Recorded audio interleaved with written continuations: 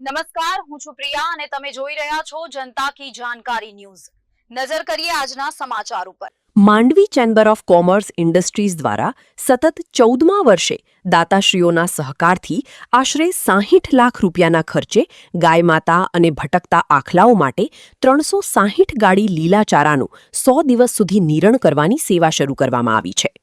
નિરણ કેન્દ્રનું ઉદ્ઘાટન માંડવીના મામલતદાર અને એક્ઝિક્યુટિવ મેજિસ્ટ્રેટ પ્રદ્યુમનસિંહ જેઠવા દ્વારા કરવામાં આવ્યું હતું। કાર્યક્રમમાં ચેમ્બરના પ્રમુખ વાડીલાલભાઈ દોશી તેમજ પૂર્વ નગરપતિ રસિકભાઈ દોશી ઉપસ્થિત રહ્યા હતા।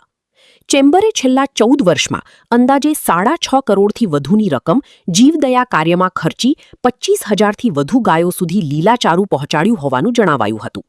કાર્યક્રમ દરમિયાન વિવિધ દાતાશ્રીઓએ સહાય જાહેર કરી હતી અને કુલ 6.35 લાખ રૂપિયાનું અનુદાન એકત્ર થયું હતું। કાર્યક્રમનું સંચાલન નરેન્દ્રભાઈ સુરુએ કર્યું હતું, જ્યારે આભાર દર્શન જયંતિભાઈ શાહે કર્યું હતું।